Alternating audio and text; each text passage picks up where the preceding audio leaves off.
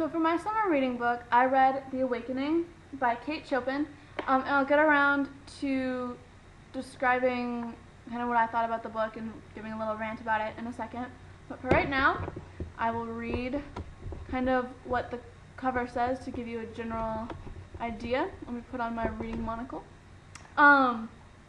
It says, set in New Orleans and the southern Louisiana coast at the end of the 19th century, the plot centers around Edna Pontellier and her struggle to reconcile her increasingly unorthodox views on femininity and motherhood with the prevailing social attitudes of the turn of the century South.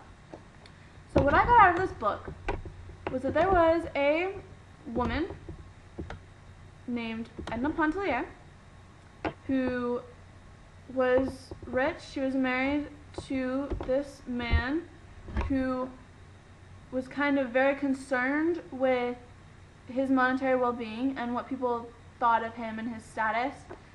And one summer, they were at their lake house, and Edna falls in love.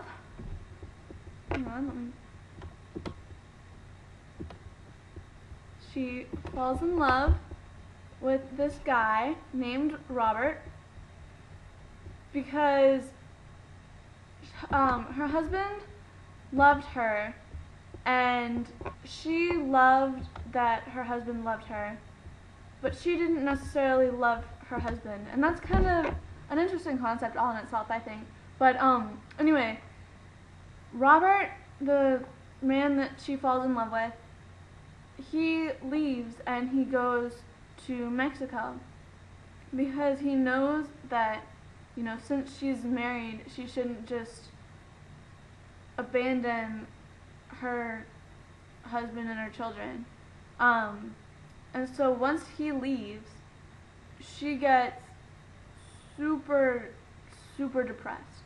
Like, she forgets everything that she should be doing.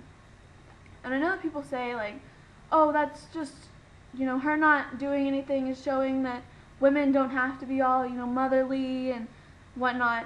But I feel like she was a little bit more than that. At one point, Adele, her friend, tells her to think of the children. And she says that she would never sacrifice herself for her children. And I mean, I personally feel like that's not something like, oh, that's, you know, a motherly thing. I feel like that's a parent thing. Like, parents should be willing to do anything for their kids.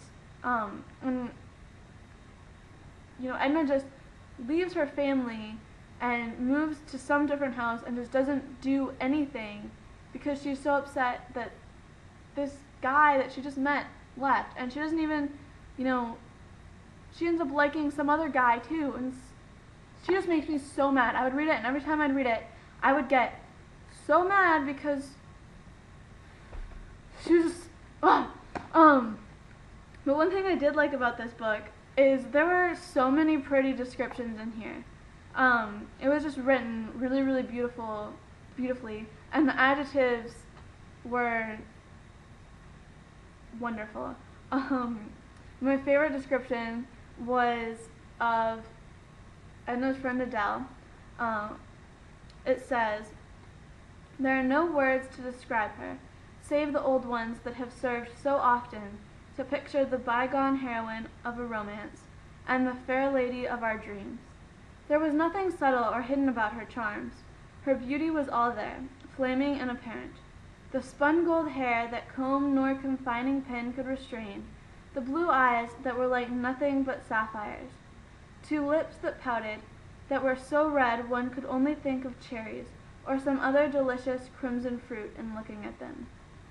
I mean, you just don't see descriptions like that anymore, and I just loved to read it and see the beautiful phrases that she would use, even if the characters were super annoying and made me super mad.